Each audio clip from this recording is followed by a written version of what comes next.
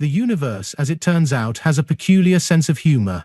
This becomes especially apparent when you gather the galaxy's most pompous xenobiologists in one room and ask them to discuss the finer points of evolutionary superiority. The annual Interspecies Xenobiology Symposium on Station Kepler 442b was by all accounts the perfect petri dish for such cosmic comedy.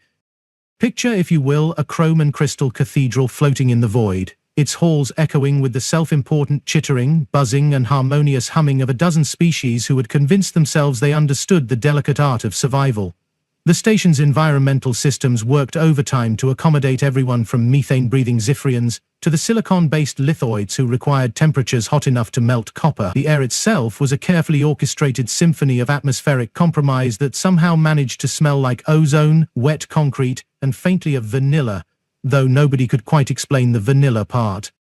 Dr. Zixthara, a being who looked like someone had convinced a chandelier to pursue higher education, presided over the main conference hall, with the kind of crystalline authority that only comes from having your species discover faster-than-light travel, while still believing the universe revolved around geometric perfection. Her voice resonated through the hall with the musical quality of wind chimes in a hurricane, each word precisely calibrated to remind everyone present that the Vorthans had been studying predator-prey relationships since before most species had figured out fire.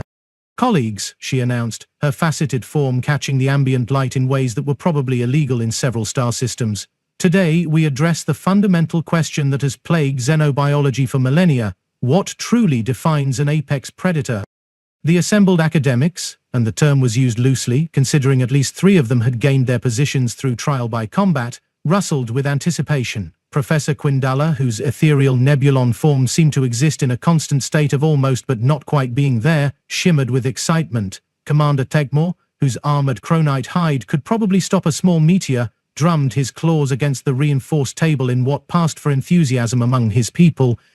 And then there was the human.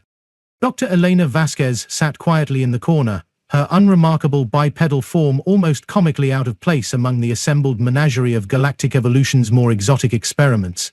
She had the kind of face that civilizations tended to overlook, not because it was unmemorable, but because it was so perfectly efficiently average that it didn't trigger any of the usual threat assessment protocols that had kept most species alive long enough to develop space travel. This, as the universe would soon demonstrate, was a mistake of astronomical proportions. "The question before us," Zixthara continued, her crystalline voice taking on the tone of someone about to deliver a lecture to particularly slow students, "is not merely academic. Understanding the apex predator of each world provides crucial insight into the evolutionary pressures that shaped our respective civilizations.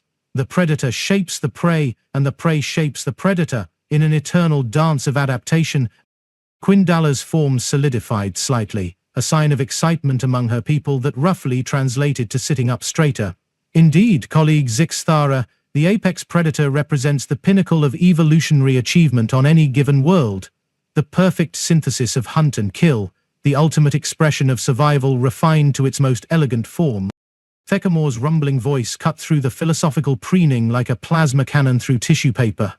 "Elegance is irrelevant. The apex predator is the ultimate warrior, the being that stands unchallenged at the top of the food chain through strength, cunning, and honor in battle."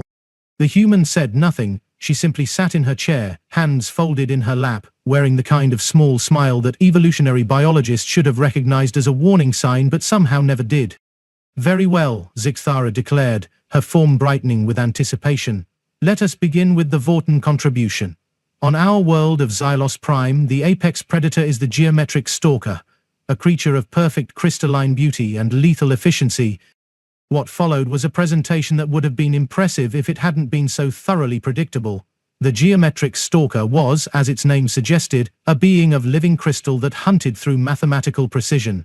It calculated trajectory, velocity, and probability with the cold efficiency of a quantum computer, striking with movements that followed perfect geometric patterns. Its prey, according to Zixthara's increasingly elaborate descriptions, never saw it coming, because the stalker moved in ways that the primitive visual systems of other life forms simply couldn't track.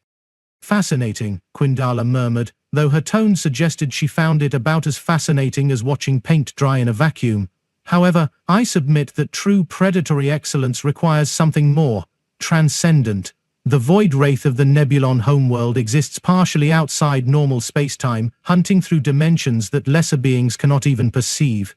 It doesn't merely kill its prey, it erases them from existence itself, leaving no trace that they ever lived.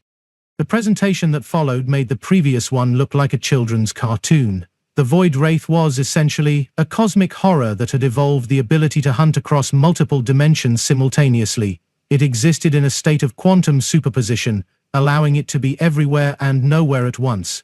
Its prey didn't just die, they were retroactively removed from the timeline, their existence unraveled thread by thread until even the memory of them faded from the universe. Thakmor's response was predictably direct.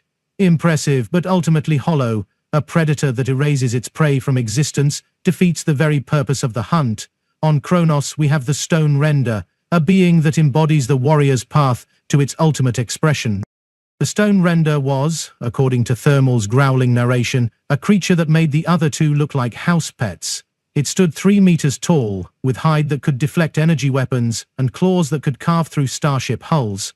But more than its physical attributes, the Stone Render hunted with honor. It announced its presence to its prey, gave them a chance to flee or fight, and engaged in single combat that could last for days. Victory was earned through strength, cunning, and the warrior's spirit. Each battle, Thakmor explained, his voice carrying the weight of ancestral pride, is a ritual, a test of worthiness. The Stone Render doesn't simply kill, it elevates both predator and prey to their highest potential through the sacred act of combat. The 3 presentations had taken the better part of an hour, each species outdoing the others in terms of exotic lethality and philosophical complexity. The assembled academics murmured and chittered their approval, already composing the papers they would write about this historic exchange of knowledge. And then, with the inevitable weight of cosmic irony, all eyes turned to the human. Dr. Vasquez, Zixthara said, her crystalline form somehow managing to convey condescension despite having no facial features to speak of. We are, of course, curious about your world's contribution to our discussion. Earth is quite young, cosmically speaking, and we understand that evolution there has been somewhat limited in scope. Elena Vasquez looked up from her notes, and for just a moment something flickered behind her eyes, something that should have sent every survival instinct in the room screaming warnings about persistent predators, and the dangers of underestimating anything that smiled that calmly. Instead, she simply raised her hand. The gesture was so unexpected, so utterly mundane, that it took several seconds for anyone to process what they were seeing. In a room full of beings who communicated through crystalline harmonics, dimensional phasing, and ritual combat postures, the simple act of raising a hand was almost aggressively ordinary. "I'm sorry," Quindala said, her form flickering with confusion, "but what exactly are you indicating?"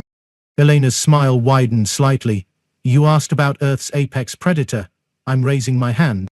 The silence that followed was the kind that usually preceded either enlightenment or catastrophic misunderstanding. Given the universe's sense of humor, it was probably both. "I don't understand," Zixthara said, her voice losing some of its crystalline certainty. "Are you perhaps indicating that you wish to speak, or is this some primitive gesture of submission?" "Oh, I'm indicating," Elena said, her voice carrying the kind of casual confidence that made smart people nervous and overconfident people curious. "I'm indicating that I'm Earth's apex predator. We all are." The laugh that erupted from Thakmor was like the sound of tectonic plates having a disagreement. "You, a soft-skinned biped with no natural weapons, no armor, no enhanced sensory organs? You claim to be an apex predator?" Elena's smile didn't waver. "I claim to be the apex predator, not just of Earth but probably of anywhere humans have decided to visit, which, given our expansion rate, is becoming a significant portion of the galaxy." "Ridiculous," Zixthara said, though her harmonic resonance had shifted to a frequency that suggested she was less certain than she sounded. "Humans are clearly prey animals. You have forward-facing eyes, yes, but your bodies are soft. Your reflexes are slow, and your sensory capabilities are laughably limited. You can't even see properly in the dark." "You're absolutely right," Elena agreed cheerfully. "We're terrible at being predators in the traditional sense. We can't run very fast, at least not in short bursts. We can't see in the dark. We don't have claws or fangs or armored hide. We can't phase through dimensions or calculate geometric perfection, or survive in hard vacuum." She paused, and something in her expression shifted, not dramatically, but enough to suggest that the universe was about to reveal one of its more elaborate jokes. "But here's the thing about being an apex predator," she continued, her voice taking on the tone of someone explaining something very simple to very intelligent people who had somehow missed the point entirely. "It's not about being the biggest or the fastest or the most elegant. It's about being the best at staying alive and making sure everything else doesn't." Quindala's form solidified with interest. "Explain." "Well," Elena said, settling back in her chair like someone preparing to tell a particularly good story, "let me ask you something. Your void wraith, terrifying certainly, exists in multiple dimensions, erases prey from existence, very impressive, but tell me, how does it handle persistence hunting?" "Persistence hunting?" Quindala's form flickered. "I'm not familiar with the term." "Oh, it's simple," Elena said with the kind of casual tone that suggested it was anything but. "You pick your target and then you just follow it, not fast, not dramatically, just steadily, relentlessly for hours, days, weeks if necessary. See, most predators are sprinters. They rely on speed, surprise, overwhelming force. But humans? We're marathon runners. We can track wounded prey across continents, following blood trails and broken vegetation and disturbed earth for literally days without stopping." The room had gone very quiet. Even the station's environmental systems seemed to be holding their breath. "Your prey runs," Elena continued, her voice taking on an almost hypnotic quality. "Fast, desperate, terrified. It uses every trick evolution gave it: speed, camouflage, terrain, other predators. And it works. For a while, the prey escapes, finds a safe place, rests, drinks, maybe even sleeps. And then it hears something. Footsteps. Steady. Unhurried. Getting closer." Feckmore's claws scraped against the table. "This is disturbing." "Oh, we're just getting started," Elena said, her smile widening. "Because here's the really fun part. We don't just hunt animals, we hunt each other. For sport, for practice, for fun. We invented games where we deliberately split into groups and try to outthink, outmaneuver and outlast each other. We call it strategy and tactics and competition, but at its core, it's just humans hunting humans, with arbitrary rules to make it more interesting." She stood up, and somehow the simple act of rising from her chair seemed to fill the room with an entirely different kind of energy. "Your geometric stalker calculates perfect mathematical approaches," she said, beginning to pace, with the kind of measured steps that suggested she was warming up to her subject. "That's impressive. But humans, we calculate imperfect approaches. We plan for failure. We build redundancy into our redundancy. We don't just have Plan A and Plan B, we have Plans C through Z." "Zixthara," Elena said, turning to address the crystalline being directly. "Your stalker moves in perfect geometric patterns. Beautiful, efficient, predictable. But what happens when its prey doesn't behave according to mathematical principles? What happens when the prey does something completely irrational, self-destructive, or impossible?" The crystal being's form dimmed slightly. It would adapt. Recalculate.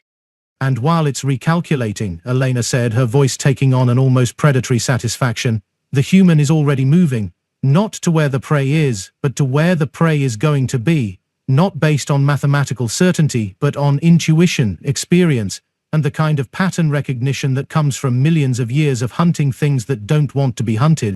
She turned to Quindala. "Your void wraith erases prey from existence. Impressive, but what happens when the prey doesn't care about existing? What happens when the prey is willing to sacrifice itself to ensure the predator fails? What happens when the prey turns the hunt into a war of attrition, where victory isn't about survival, but about making sure the other side loses?" Quindala's form flickered uncertainly. That's not how predation works." "It is for humans," Elena said with cheerful brutality. "We're the species that invented mutually assured destruction as a form of deterrence. We're the species that will literally burn our own world down rather than let someone else have it. We're the species that looks at a no-win scenario and says, 'Challenge accepted.'" She faced Feckmore, and for the first time the armored warrior actually leaned back in his chair. "Commander, your stone render fights with honor, single combat, warrior to warrior, strength against strength, noble, traditional, doomed." "Doom?" Feckmore's voice carried a dangerous edge. "Doomed," Elena confirmed without hesitation. "Because humans don't fight fair. We don't fight with honor, we fight to win, and we define winning as the other side stops being a problem. You want single combat? We'll bring a team.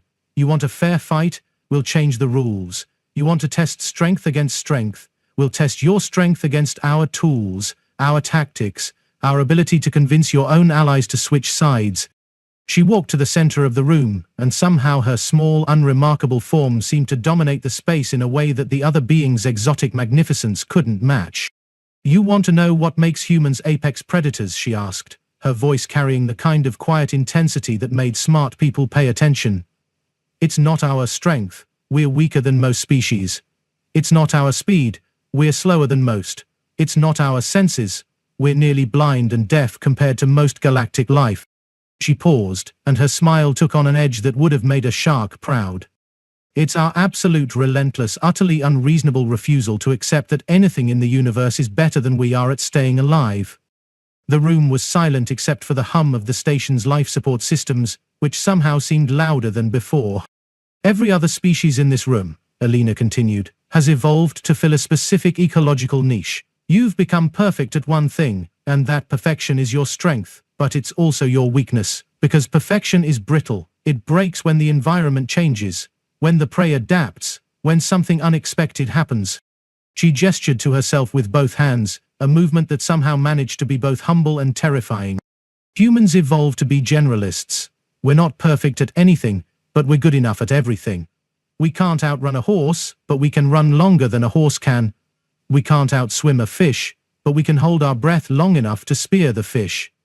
We can't outfight a bear, but we can make tools that let us kill the bear from a distance. But that's not the scary part, she added, her voice dropping to a conversational tone that somehow made her words more unsettling. The scary part is that we don't stop.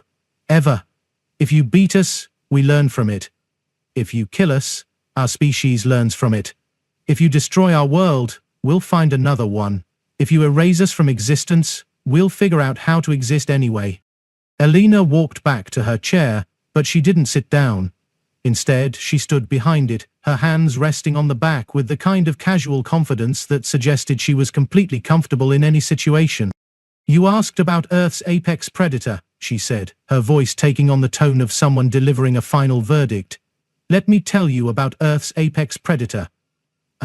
Humans took a world covered in creatures that were bigger, faster, stronger, and more dangerous than we were, and we made them extinct. Not through superior evolution, but through superior persistence. We didn't outcompete them, we outlasted them. We didn't outfight them, we outthought them. We didn't outrun them, we outstubborned them. The beings in the room were very, very quiet. We turned wolves into dogs, we turned wild grasses into wheat, we turned hostile environments into gardens. We took a planet that was actively trying to kill us and we made it comfortable. And then, because we're humans and we get bored easily, we decided to see what else was out there. She gestured toward the viewport, where the stars wheeled in their eternal dance. Every single human in this galaxy, she said, her voice carrying the weight of species-wide certainty, is the descendant of creatures that survived ice ages, plagues, wars, disasters, and every other catastrophe that existence could throw at us. We're not here because we're the strongest, or the fastest, or the most elegant. We're here because we're the species that looked at an impossible situation and said, yeah, okay, but what if we try anyway? Alina finally sat down, folding her hands in her lap with the same casual demeanor she'd maintained throughout the entire presentation. So yes, she said, her smile returning to its original deceptively pleasant configuration. I'm Earth's apex predator. We all are, not because we're perfect hunters, but because we're the species that turned hunting into an art form, a science, a philosophy, and a way of life that we've refined over millions of years of practice. The silence that followed was pregnant with implications that none of the other beings particularly wanted to examine too closely. Zixthara began, her crystalline voice wavering with uncertainty. I believe I need to reconsider some of my assumptions about predatory classifications. As do I, Quindala whispered, her form flickering with what might have been fear or fascination. Techmore said nothing, but his claws had stopped drumming against the table. Alina looked around the room with the kind of benevolent satisfaction that teachers get when their students finally understand a particularly difficult concept. The really ironic part, she said, her voice returning to its original cheerful tone, is that we spent so much time and energy becoming the ultimate predators that we eventually got bored with it. These days, most of the apex predators on Earth are protected by humans. We put them in zoos, we study them, we write laws to keep them safe. We became so good at being predators that we decided to become protectors instead. She stood up, gathering her notes with the kind of efficient movements that suggested the presentation was over. We're still apex predators, she added, almost as an afterthought. We just decided that the most interesting prey in the universe is the universe itself, and so far, we're winning. As the other beings filed out of the conference room with the kind of disturbed silence that follows profound philosophical revelations, Elena remained behind, organizing her papers with the same methodical precision that had characterized her entire presentation. The universe, it seemed, had played its joke after all. The question hadn't been about what Earth's apex predator was, it had been about whether the rest of the galaxy was ready to find out. Based on the expressions of the departing delegates, the answer was a resounding no. But then again, as Elena had so cheerfully explained, humans had never been particularly concerned with whether the universe was ready for them or not. They were here anyway. And her hand was still raised,